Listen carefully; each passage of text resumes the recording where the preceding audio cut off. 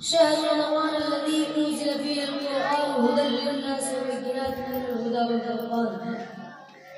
میرے بھائیوں اور دوستوں، مشکل اساتذہ کرام اور دور دراز سے آئے مہمانان کرام، السلام علیکم ورحمۃ اللہ وبرکاتہ۔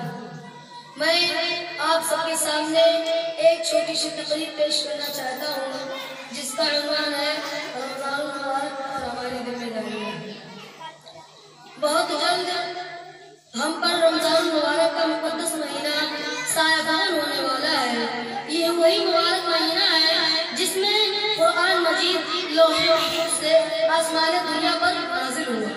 قرآن مجید کے اندر اللہ رب العالمین ارشاد فرماتا ہے شہر رمضان الذی انزل فیہ القرآن ھدی للناس وبینات من الھدی والفرقان۔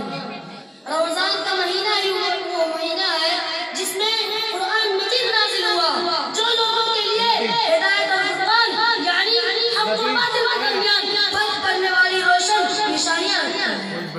اس مہینے کی ایک مخصوص عبادت ہے روزہ، جس کا مقصد اللہ رب العالمین کے بندوں کے اندر اس کا خوف پیدا کرنا ہے۔ فرمان الہی ہے یا ایھا الذین آمنوا کتب علیکم الصیام کما کتب علی الذین من قبلکم لعلکم تتقون۔ یعنی اے ایمان والو، جس طرح تم سے پہلے کی امتوں پر روزہ فرض کیا گیا تھا تم پر بھی فرض کیا جا رہا ہے تاکہ تم متقیوں پرہیزگار بن جاؤ۔ یہ روزہ وہ واحد عبادت ہے جس کا اجر و ثواب اللہ رب العالمین نے مخفی کر رکھا ہے۔ حدیث قدسی کے اندر آتا ہے اللہ رب العالمین ارشاد فرماتا ہے الصوم لی وانا اجزی بہ، یعنی روزہ صرف میرے لیے ہے اور میں ہی اس کا بدلہ دوں گا۔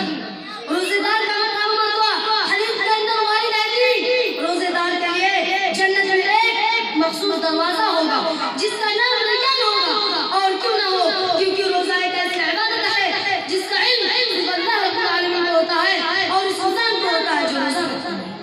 دوسرے اس میں اپنے نفس پر قابو رکھنا پڑتا ہے۔ کھانے پینے کی چیزیں سامنے رکھی ہوتی ہیں لیکن روزہ دار بندہ اسے ہر طریقے سے لیتا ہے۔ رمضان المبارک کی ایک اہم عبادت ہے تراویح۔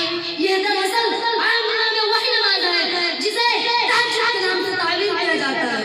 رمضان میں اس کو اول شب میں پڑھا جاتا ہے تاکہ زیادہ سے زیادہ لوگ اس میں شریک ہوں۔ اس کا اجر و ثواب رسول اکرم صلی اللہ علیہ وسلم نے بیان کرتے فرمایا من قام رمضان ایمانا واحتسابا غفر له ما تقدم من ذنبه، یعنی جو ایمان والا ایمان اور ثواب کرنے سے رمضان میں قیام اللیل یعنی تراویح پڑھے اس کے اپنے گناہ معاف کر دیے جاتے ہیں۔ رمضان المبارک کے مہینے میں چونکہ قرآن کا نزول جو ہوا تھا اس لیے ہمیں چاہیے کہ ہم اس مہینے میں اس مقدس مہینے میں زیادہ سے زیادہ قرآن مجید کی تلاوت کریں۔ ام المؤمنین جناب عائشہ صدیقہ رضی اللہ عنہا ارشاد فرماتی ہے کہ ہر سال رمضان المبارک کے مہینے میں رسول اکرم صلی اللہ علیہ وسلم حضرت جبریل علیہ السلام کے ساتھ قرآن کا دور کرتے تھے اور آخری سال آپ نے دوبارہ دور کرتے۔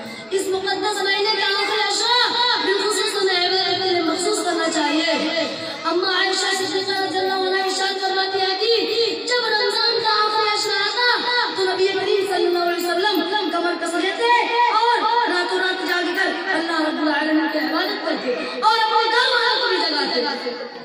اور چونکہ اس عشرے کے 5